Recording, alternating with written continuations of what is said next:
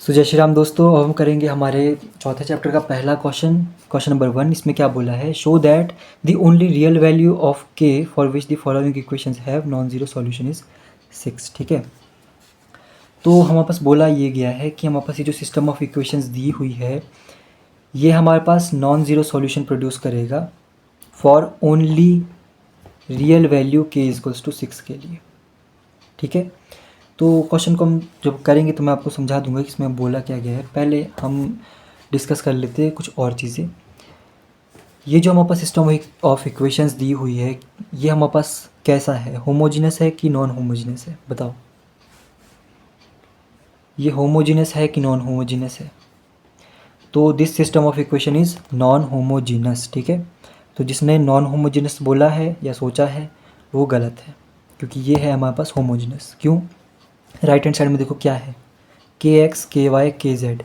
क्या ये कांस्टेंट है कि वेरिएबल है? वेरिएबल है ना, क्योंकि एक्स लगा है साथ में। तो इसको हम लेफ्ट हैंड साइड में ले जाके एक्स के साथ वाई के साथ जेड के साथ प्लस माइनस कर सकते हैं ना, है कि नहीं?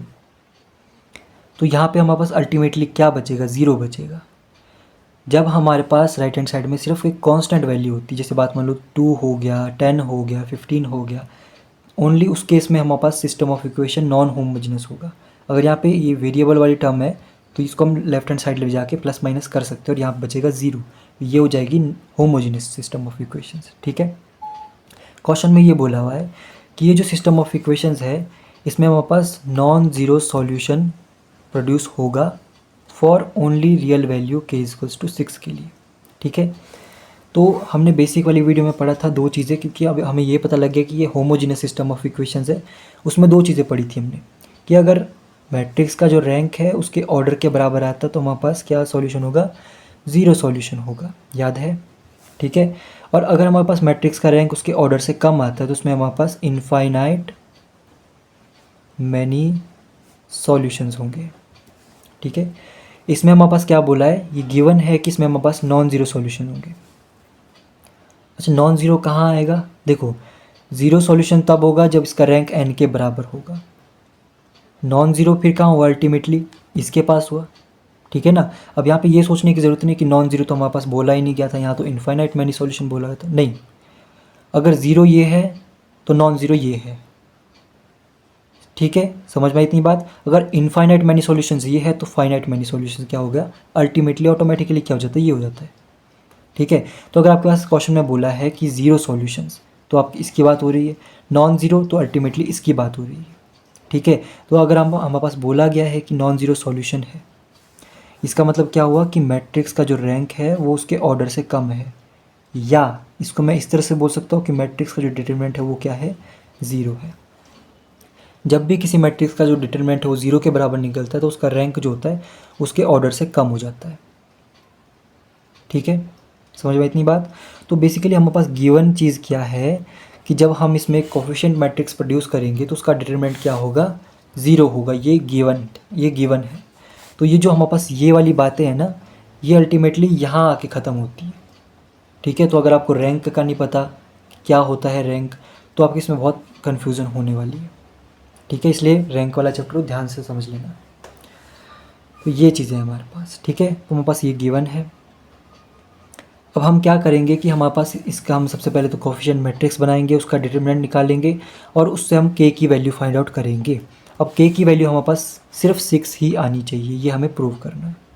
ठीक है, रियल वैल्यू, बाकी हो सकता है कॉम्प्लेक्स वैल्यू हमारे पास निकले, पर रियल वैल्यू क्या आनी चाहिए, 6 आनी चाहिए। ठीक है, तो हमारे पास सबसे पहले हम क्या करते हैं, ये जो वेरिएबल वाली टर्म है इसको लेफ्ट हैंड साइड ले जाकर के यहाँ पे हम इसको प्लस माइनस कर लेते हैं। ठीक है, तो हमारे पास क्या आ जाएगा, देखो x आ जाएगा, यहाँ पे k माइनस एक्स आ जाएगा, प्लस वाई, सॉरी कॉमा, हाँ नहीं प्लस वाई है, प्लस 3z। ठीक है, 3x प्लस वाई माइनस के वाई प्लस 2z, और यहाँ पे क्या है 2x plus 3y plus z minus के जेड। ठीक है, इज इक्वल्स टू क्या है कि ज़ीरो आ जाएगा, ज़ीरो ज़ीरो। ठीक है, यहाँ पे आ जाएगा हमारे पास 1 माइनस के, 1 माइनस के, 1 माइनस के, यहाँ आ जाएगा हमारे पास 2 आया था इधर। ठीक है, तो 2 आ जाएगा, यहाँ पे आ जाएगा 3, यहाँ आ जाएगा 2, और यहाँ आ जाएगा 3, यहाँ आ जाएगा 2 3, ये चीज़ हमारे पास है। Variable matrix X Y Z, 3 variables है, और राइट हैंड साइड में हमारे पास क्या है 0 0 0 है। तो A X is equals to B, इस टाइप की हमारे पास मैट्रिक्स बन रही है। ठीक है, तो हमें क्या बोला हुआ है, गिवन क्या है बेसिकली कि इस मैट्रिक्स का जो डिटरमिनेंट है वो क्या है 0 है। इसको लेकर के हमें k की वैल्यू को प्रूव करना है कि वो रियल वैल्यू 6 के बराबर होगी। ठीक है, तो देखो यहाँ पे मैंने एक चीज़ देखी कि 1 माइनस के 1 माइनस के 1 माइनस के 2 2 2 3 3 3, ये तीनों एलिमेंट हर एक रो में कॉमन है, तो इसको हम प्लस करके बाहर कॉमन ले सकते हैं। ठीक है, कैसे लेंगे, तो देखो 3 और 2 5 और 1 6, तो 6 माइनस के 6 माइनस के 6 माइनस के, हर तीनों रो में हम कॉमन ले लेंगे। कॉमन क्या मतलब, जो पहली वाली होती है ना हमारे पास, इसमें हम लिखते हैं इसको, बाकी के एलिमेंट एज इट इज़ रखेंगे 2 3 1 माइनस के 1 माइनस के 2 3, इस तरह से। ठीक है, एक्स वाई जेड, और यहाँ राइट हैंड साइड में क्या है 0 0 0। अब ये 6 माइनस के है, इसको पूरा हम बाहर कॉमन ले लेंगे, तो 6 माइनस के बाहर आ जाएगा, यहाँ पे क्या बचेगा 1 1 1, यहाँ पे आ जाएगा 2 3 1 माइनस के 2 3 1 minus K, X Y Z equals to 0 0 0। ठीक है, अब इसको मैं आगे वाले लिख लेता हूँ, आगे वाले पेज में 0। तो अब हमारे पास बोला हुआ है कि इस मैट्रिक्स का जो डिटरमिनेंट है वो क्या है 0 के बराबर है। ठीक है, तो अब हमें इसका डिटरमिनेंट निकालना है और हमें k की वैल्यू फाइंड आउट करनी है। ठीक है, देखो 6 माइनस के, इसको हम ऐसे ही रखते हैं। यहाँ पे देखो मैं क्या कर सकता हूँ कि जैसे हम डिटरमिनेंट निकालते हैं वैसे निकाल सकते हैं, या दूसरा तरीका मैं क्या कर सकता हूँ, इसको 0 बनाऊँ, इसको 0 बनाऊँ, तो हमारे पास बहुत ईजी रह जाएगा फिर डिटरमिनेंट निकालना, फिर इसी के साथ करना पड़ेगा। तो इसके लिए मैं क्या कर सकता हूँ, रो 2 पे ऑपरेशन अप्लाई कर सकता हूँ, रो 2 माइनस रो 1, और रो 3 पे ऑपरेशन अप्लाई कर सकता हूँ, रो 3 माइनस रो 1, ताकि ये जो वैल्यू है ये हमारे पास 0 बन जाए। ठीक है, तो हमारे पास क्या आ जाएगा 6 माइनस के, यहाँ पे आ जाएगा 1 2 3, यहाँ आ जाएगा 0, 1 माइनस के माइनस 2, 1 माइनस 2 कितना हो जाएगा -1, यहाँ आ जाएगा -1 प्लस के, ये आ जाएगा। ठीक है, 2 माइनस 3 -1, 3 माइनस 2 1, 1 माइनस के -3, -2 माइनस के माइनस का 2 प्लस के, ये आ जाएगा। ठीक है, इक्वल्स टू 0, यहाँ पे भी आ जाएगा 0। अब हम इसका डिटरमिनेंट बहुत मज़े से निकाल सकते हैं, 1 के साथ इन चीज़ों को मल्टीप्लाई करना है, ख़त्म। ठीक है, तो देखो यहाँ पे हमारे पास क्या है, माइनस इंटू माइनस क्या हो जाएगा, प्लस हो जाएगा, तो हम लिखेंगे 1 प्लस के इंटू में 2 प्लस के, और यहाँ पे माइनस का साइन आ जाता है, माइनस और माइनस क्या हो जाएगा, प्लस का 1 इक्वल्स टू 0। साथ साथ 6 माइनस के भी हमारे पास चला हुआ है, तो 6 माइनस के। अब यहाँ पे देखो इसको मल्टीप्लाई करते तो 2 एकम 2 प्लस के प्लस 2 के प्लस के का square plus 1 is equals to 0। ठीक है, 6 माइनस के, 2 और 1 3 हो जाएगा, तो के का स्क्वायर प्लस 3 के प्लस 3 इज इक्वल्स टू 0। ठीक है, तो यहाँ पे हम फॉर्मूला लगा सकते हैं, minus B plus minus under root B square minus 4ac divided by 2a वाला, तो हम इसके वो वैल्यूज़ निकाल सकते हैं। ठीक है, तो यहाँ पे क्या आ जाएगा 6 माइनस के बी मतलब यहाँ पे आ जाएगा माइनस का 3 plus minus under root B square मतलब 9 माइनस।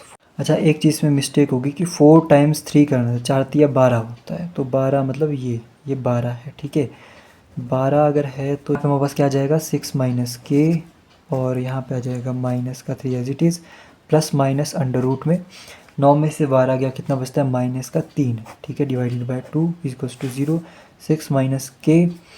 अब देखो यहाँ पे हमारे पास जब अंडर रूट में माइनस आता है तो उसको हम आयोटा करके लिखते हैं। ठीक है, तो plus minus -3 plus minus under root 3 iota divided by 2। ठीक है, तो बेसिकली हमारे पास यहाँ पे 3 वैल्यू निकली है। एक तो निकली है 6 माइनस के इज इक्वल्स टू 0, एक निकली है हमारे पास -3 plus under root 3 iota divided by 2 equals to 0, तीसरी वैल्यू निकली हमारे पास under root -3 minus under root 3 iota divided by 2 equals to 0। हमें बोला था रियल वैल्यू के लिए। ठीक है, अगर आप क्वेश्चन को ध्यान से पढ़ोगे क्या बोला था, show that the only real value of K for which the following, तो रियल वैल्यू जो के इक्वल्स टू 6 के बराबर है उसी के लिए ये जो मैट्रिक्स होगी इसका डिटरमिनेंट क्या होगा 0 होगा, या भाई हम बोले नॉन जीरो सॉल्यूशंस होगा। तो इसके लिए तो नहीं होगा, इसके लिए भी नहीं होगा। रियल वैल्यू यहाँ पे क्या आई, के इक्वल्स टू 6 आई, ये हमारे पास प्रूव हो गया। ठीक है।